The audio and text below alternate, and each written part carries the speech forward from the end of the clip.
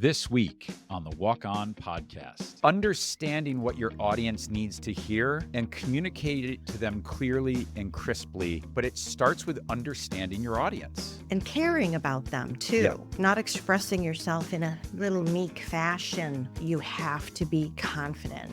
You might not always know all the facts, and you can even say that. No matter what, you have to speak with confidence. I worked at the Goizueta Business School for 10 years. What happened was that the faculty learned who I was, but they said, she might know somebody from CNN that will come speak to my class. No matter what, no matter who asked me, no matter who they asked me for, I would always say yes. Yes, I know them. Welcome to the Walk On podcast. Excited to be in season 4. We have a great guest today, someone who I've had the privilege to know for a little while now. But just as a refresher for those of you who have been here before, or if you're new, welcome. But this podcast really is about people living with passion and purpose and leading through those qualities. And it's based on my own journey. I think many of us are in that same place, whether we're early in our career and trying to figure out our trajectory, or like me, in the back segment of my career, trying to figure out how do I balance the need for a professional role with what gets me out of bed every morning, what makes me excited. And I have had the privilege now of almost 20 episodes of interviewing people and learning from their journey, and hopefully that inspires you as well. So with that, we're going to welcome our guest today. Our special days are when we have these multi-hyphenate talents who agree to come on our podcast. I didn't know what that meant. I'm like, well, does Sarah, that mean I have no definable skills? No, and it's quite the opposite. Sarah Smith, it means that you are someone who founded the Atlanta Digital World Summit. You are Yes. President of Solution Road, Inc., a multimedia consultancy. You produce a podcast. You've been part of a UN panel. So there are many hyphens that come after your name. So with that, Right. Sarah Smith, I'm going to welcome you on, and I will say right before kicking it off to you to introduce yourself, we've had the pleasure of getting acquainted through one of my clients, the American Transaction Processors Coalition. We traveled to Ireland together last year, and I've just really enjoyed getting to know you, and I think people are going to love hearing about your journey. So welcome, Sarah. Thank you so much. And I can't believe we're still friends after that Ireland trip. Yeah, I can't believe you could put up with me that long and still want to spend time together. Michael did an incredible job on that trip, herding cats, as we You're very like to kind. say. It's true. Well, it's true. It's a fun place to be herding cats. So, well, Sarah, Yes. Tell us about you. Yes, I'll tell you a little bit about my work right now. I did start the Atlanta Digital World Summit, and through beginning that project, I met you and all of the great folks at the American Transaction Processors Coalition. Actually did a podcast for the summit, because we have a summit podcast with the big boss, H. West Richards, which was so much fun. But there's one thing that people don't know about Atlanta, Georgia, which is that it is the greatest city for fiber optic networks in the country, maybe the world. And we're not listed anywhere in Forbes or any of these digital lists for the greatest digital cities. Last year I was looking and they put Fort Lauderdale in. And I was like, what? Like, look what Atlanta can do. Yeah. It's amazing. You know this, that Atlanta processes over 70% of the country's financial transactions. And the New York Stock Exchange runs through Georgia. Amazon leases all of its supply chain technology from UPS, which actually moved from Connecticut to Atlanta because of the Olympic Games and the promise of a huge amount of fiber optic inlay. That's why they came. They couldn't expand in Connecticut. There was no land. And believe it or not, the satellites were too crowded. there was no room for UPS in the satellites. So they moved down here where we had lots of space, both geographically and interstellarly, if that's a word. It is Um, now. it is now made up word. We make them up all the time. And the reason I even am aware of this and have a passion for this kind of thing and the economic growth of the Southeast is because I moved here with $500. I was newly married, moved from Philadelphia, and I married a really lovely WASP from Princeton, New Jersey. And you need to meet him sometime, Michael, when you're here. It'd be great. It'd be great. He's wonderful. And I got a job at CNN, and my boss had an Emmy on the desk behind him. And I asked him what it was for. And he said, "This is for the first ever interstellar live global broadcast. Probably the most important broadcast ever known to mankind." And of course, I drew a Wow. blank. And it was the lunar landing. Okay. And this gentleman is named Jim Kitchell, and he's passed away now, but he was my mentor for probably 15 years after that first encounter. He hired me, and then even when I left CNN, he was still my mentor. But he actually wrote into the Olympic bid that Atlanta was going to install $78 million worth of fiber optics. Mhm. And that was what drove the bid to win with the International Olympic Committee. They were very intrigued by that. So that's my dog, sorry. An extra guest. She is. She always is amazing. So anyway, I wanted to express that, and also just to let people know that people, they don't see Atlanta as a digital city. Am I right? Mhm. Yeah.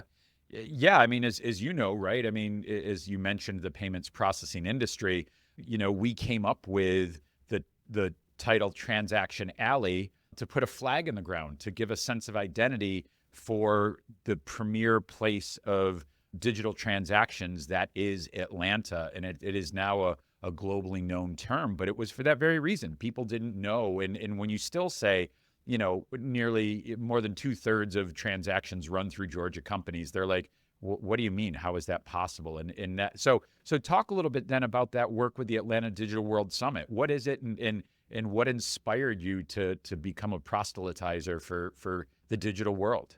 That's a good word too. It had many more syllables than mine. Thank you.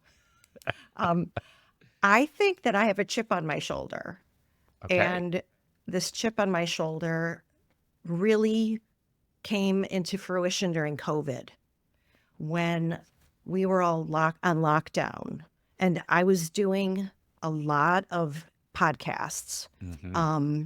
I have a couple of clients that I do podcasts for, et cetera, and we were doing a lot. Everyone was talking about, "Oh, I don't have work." And I was like, "Oh my God, I have so much work." I had so much work. It was probably the busiest I'd been since starting Solution Road. But also I realized that the people outside of the city of Atlanta, especially up in the northern cities, they don't get us. They don't understand what our profile is down here in Atlanta. They don't know what an incredible business city it is. I mean, it's amazing. So I've started the summit to help get the word out about fintech, gaming and esports, entertainment, and sports technology. And as you can see behind me, I've got my little NFL Films thing up here in homage to my father, who was the voice of the NFL for 20 years. And I love sports broadcasting. I love looking at the new technology that is going on in sports. And sports is the great joiner of people. It pulls people together from all classes, races, and economic places. And it's still one of the greatest appointment television experiences you can have. So I just love it. I love it. I love it. And I really wanted to talk about these things that inspired me, like my former boss who worked on the Olympic bid and showed me the bid and showed me how it worked. And he taught me so much. And then I spoke to several leaders in the community. And I tell you, I said, will you be on my host committee? And it was like, yes, yes, yes. This is so cool. No one else is doing this. Yes, no one's putting all of these different pieces together. The one thing that is so amazing and that I really appreciate about you and West is that the fintech piece is the thread that connects all of the others. Every piece, entertainment and fintech go together. Gaming and fintech go together. Sports and fintech go together. So that's really, really something that has evolved and also come to for the forefront of our panel conversations. Yeah. We're going to do a 4-hour conference on September 16th. It's going to be 4 hours with 4 panels. It's going to be fast and furious, and we're going to have fun. We've had a great time the last 2 years. So I want to dig in because there's a passion I'm sensing from this, and I also know your resume. So I'm cheating a little bit, but I'm going to let you in on a little secret. Are you ready? All right. You mentioned sports broadcasting. So Yeah. when I was a little kid, so I played hockey through college and I was an athlete. But if you asked me as a kid, what was I going to be? It was going to be a landscape architect, or because I loved mowing the lawn and I planted trees when I was a little kid. And anyway, but I used to, as a little kid, have a tape recorder and I would play basketball by myself, or I had these little action figures that I would put in hockey games and I would do play-by-play. Okay, I think you cloned my father. Well, I love that. When you told me about your father, I was like, man, I was so moved by your story and knowing a little bit about your dad that I didn't share that, but I love it. And now I got a microphone and you have a microphone and it's fun, but there is something I always just found communicating, bringing to life a game. I just felt that was just really powerful. And so I want to pivot then and go back to where I think I sense a thread. You were just so passionate and animated about telling a story of these industries, telling the story of Atlanta. Right. And so I think at heart, maybe I'm wrong here, but you're a bit of a storyteller. You know, I think that I am, and I think it's just like you are, and we recognize that in each other. Yes. But I do think that people get captivated by a story. Yeah. And why shouldn't they? People will remember a story. They won't remember disparate facts. Mm-hmm.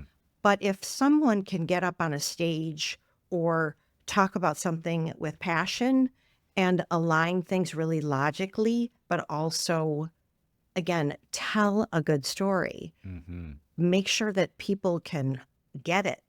The story isn't about me. You know, the summit is not about me. It's about the city. Yeah.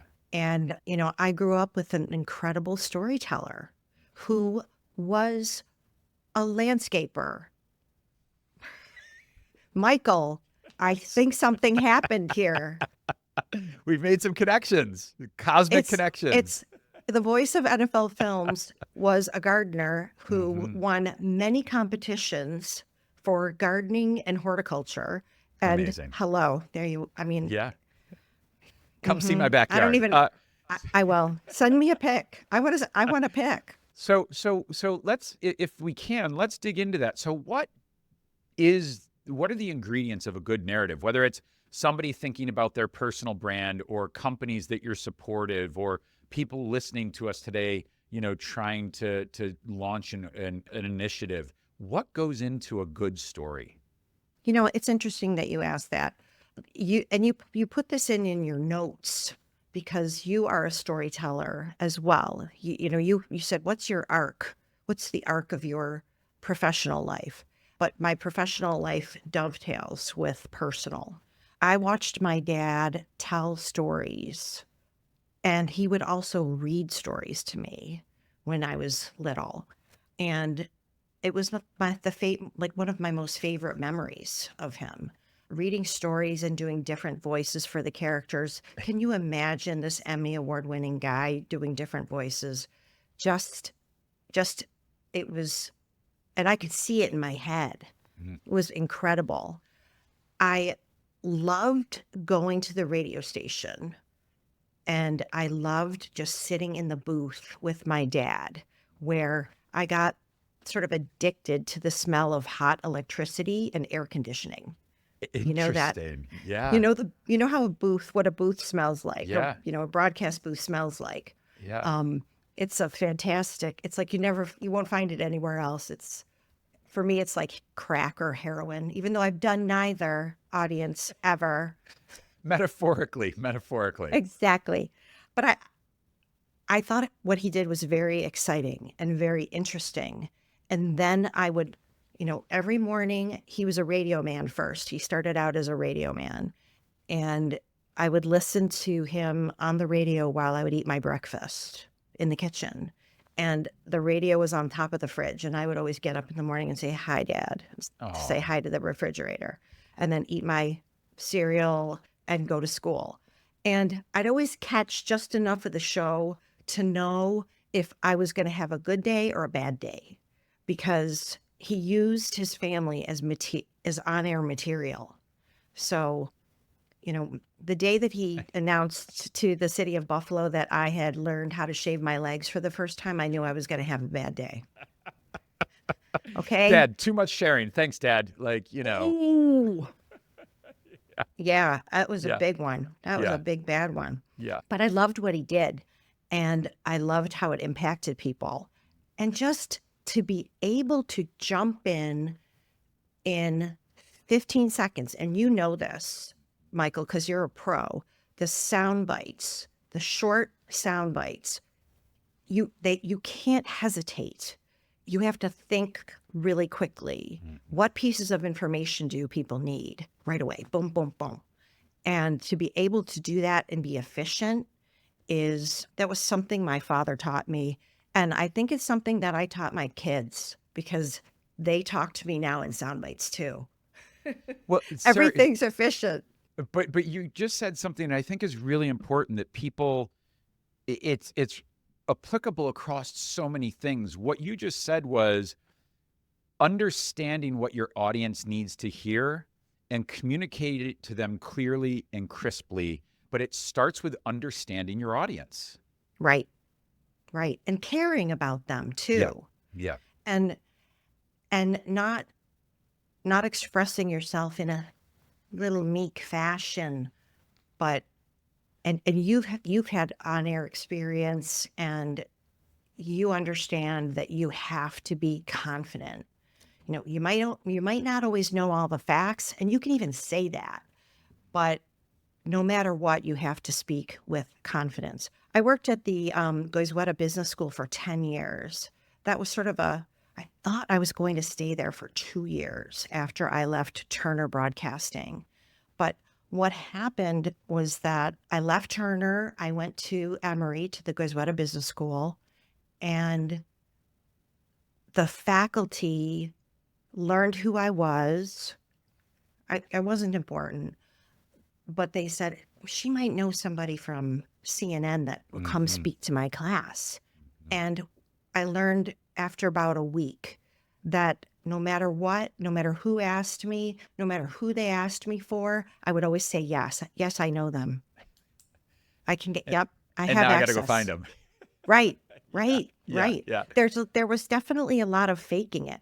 One of the things I always tell people about, even my career at CNN, was I got a kind of a schlumpy job at the beginning, and I worked in the schlumpy job for 6 weeks, but I had a badge, right? I had a badge. So during my lunch hour, I was 26 years old. During my lunch hour, I would run around and I would swipe through every door I could, and I would meet Interesting. people. And finally, after, a few months, people were like, do you know how to, we need somebody to build a video database. Do you know how to do that? Yeah. Oh, yeah, absolutely. And I had no idea how to do that, but I would figure it out. I did it. Yeah. I did it for Yeah. CNN. That's how I got the job with Mr. Moon landing. And you have to hustle. If you Yeah. want something that a lot of other people want, you have to hustle. Yeah.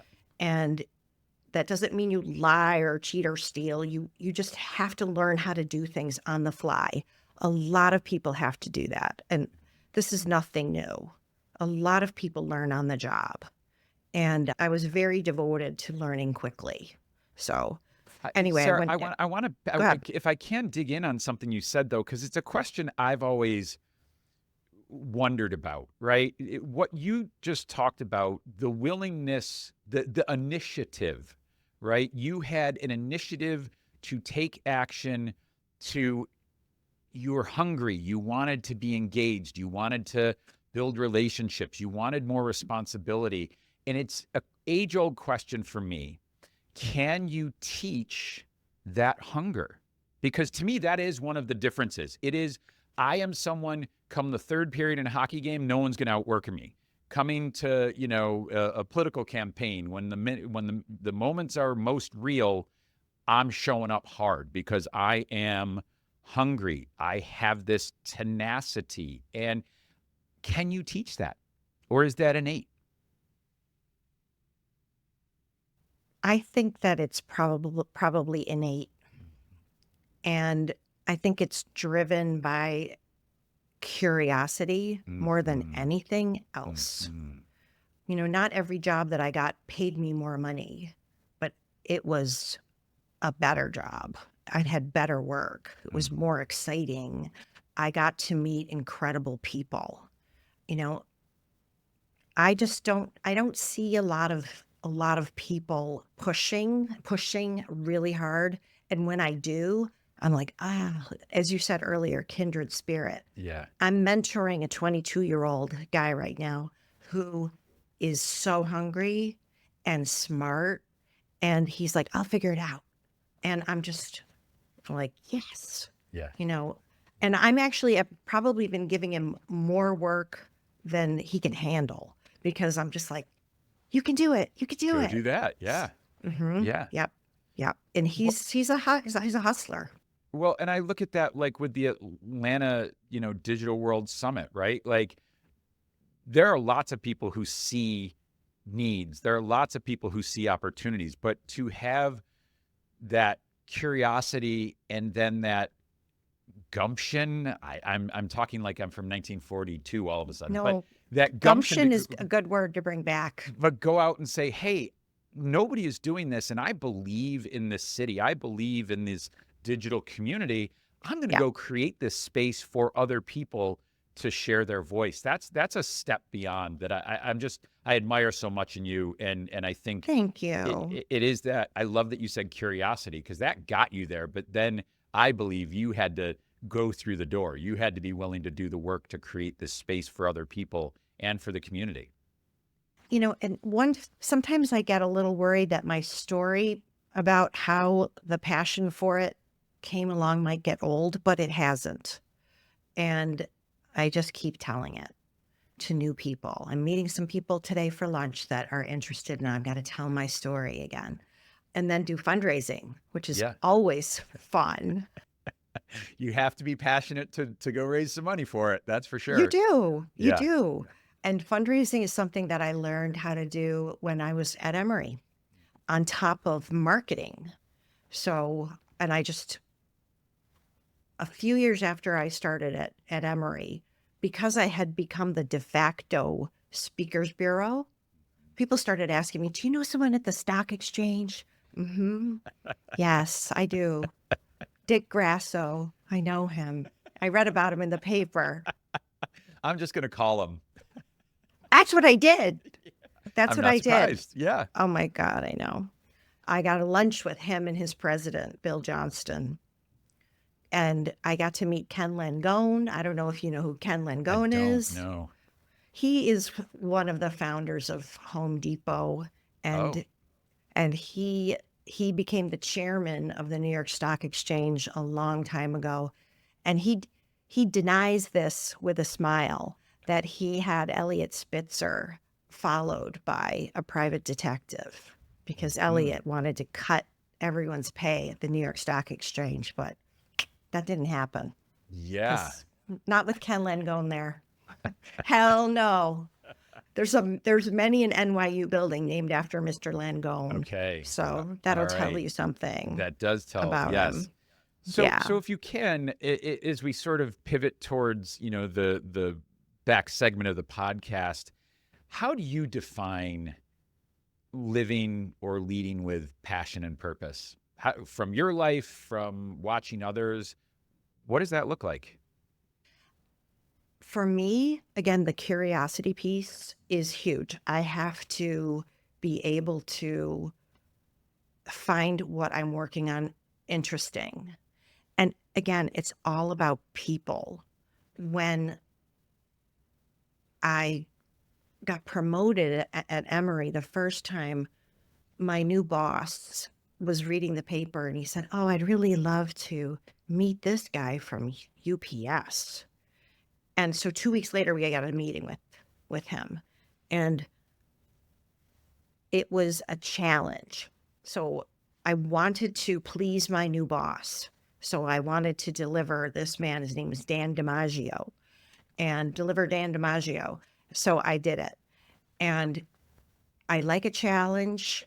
I like to get a pat on the back for a job well done, and if that makes me feel fulfilled Hmm. to help our cause move forward, help my boss, help him do a better job, and also create impact.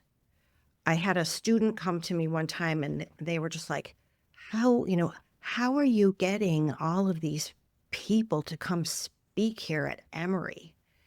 And I said, well, I know how to sell it. I know how to sell the story of the university. And it's a really flattering thing to ask someone to come and speak to 800 students. It's Hmm. an honor. And if you sell it the right way to people and make sure that they have the best experience Hmm. from the second they come in to the second they leave, the whole arc of that experience was something really, really important to me. So Sarah, I feeling love that you. proud, I think proud. that's an amazing. It's a good lesson for folks, and I was sort of reminded as you were talking that Walt Disney. I'll paraphrase. I won't get it right, but he said something like, "When you're curious, you find lots of interesting things to do," and I think it's such an important tool. I'm reminded of. So I was a terrible student. It is not an understatement to say I barely graduated from high school. If it wasn't for sports and music, I wouldn't have graduated. And I had a sophomore year biology teacher say, "Michael, you need to start asking why." And so as the class clown, she would say anything, and then I would raise my hand and say, why, right? Mrs. Spring, why? But it really led. I took this year off between high school and college to try and get a hockey scholarship, and I read, I don't know, 50 books, and I had never wanted to read books. I had never been curious, and it opened the world up to me. I just started to think critically. I started to see opportunity. I started to see myself as a more whole person. Not, I wasn't focused on that, but it opened up doors. So I really love, we haven't talked about curiosity before on this podcast. And I wanted to double click that because I think it's just a really powerful takeaway from a lot of great things you've said today. It is an important, candle. Someone else said it's a candle in the wick of something, right? But it is the key piece that burns a fire to move us forward. I'm still trying to come up with a bigger word than proselytizing. I can't even say it. Yeah, I did okay on my GRE, grammar or Your word. pronunciation Yeah. is perfect too. I'm I'm embarrassed. So I took us on a little tangent there, but I I love really it. did want to I double love click it. how important curiosity is, and we haven't talked about it before. And if nobody gets anything else from this podcast, of the however many episodes we've done, it's a really important one. So being respectful of your time, what advice do you have for others who are trying to find or live with that passion and purpose? I think that if you're working or you're doing something that you're not curious about, it's time to move on or walk on, Mm. as we say. Well Um, played. it's true though. Yeah. It's very true. I love the title of this podcast. I think it's very smart. But I do think that if you aren't doing something that is giving you intellectual and mental satisfaction, you are just going to be unhappy. And it doesn't matter what you do. You don't have to start a summit like me. It's crazy. Don't do it. But if you want to work somewhere or you want to do something like when I came here, I moved here with very little money. I had no job. Within a week, I had a job at WSB TV working in the basement. Within 3 weeks, I had a job at CNN, and I kept both of those jobs and worked both of those jobs simultaneously. And I had to. First of all, I needed the money. And secondly, I was making such great contacts, and never underestimate the power of just being good to people. If Mhm. you are looking to walk on or move forward, you're not going to move forward unless people help you. Yeah. You're not the only one out there. And I always I started saying this to myself when I was probably 18 years old, that if something scares me, I have to do it. And that is, as I've gotten older, it's gotten even harder to do that. But I still try.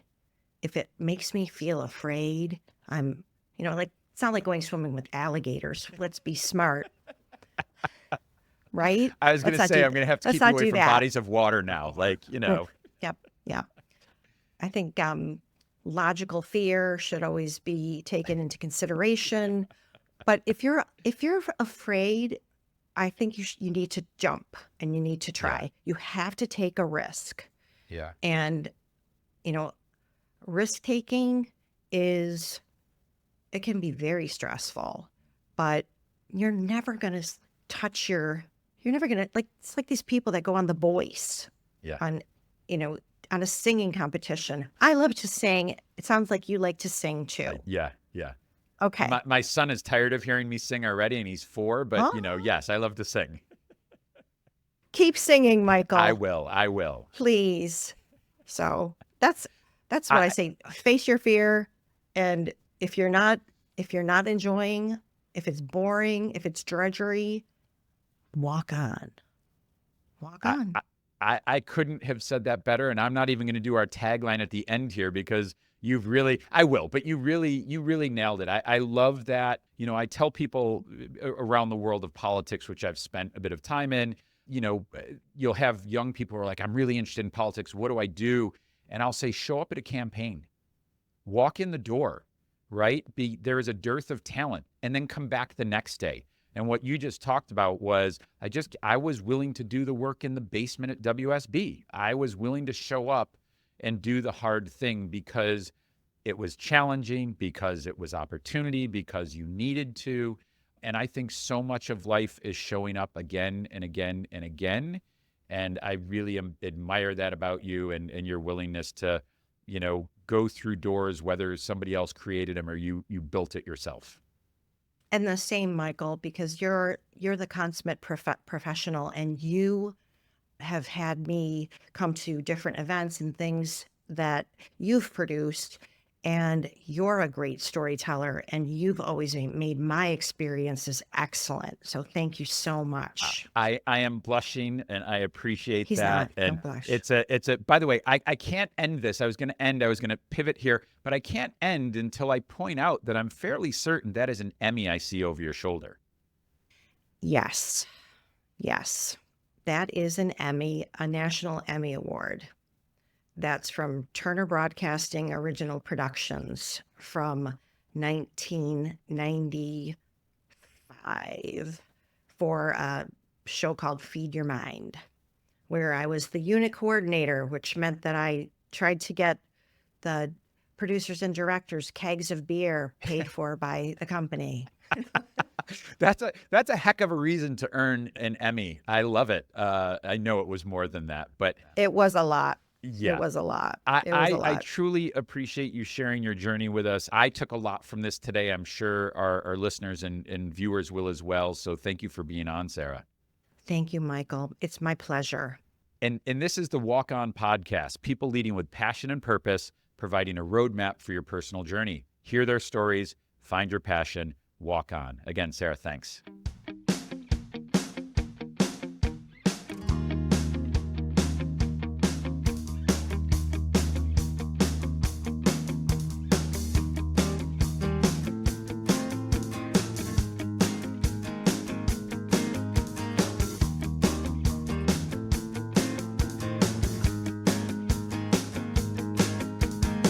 Well, I was hanging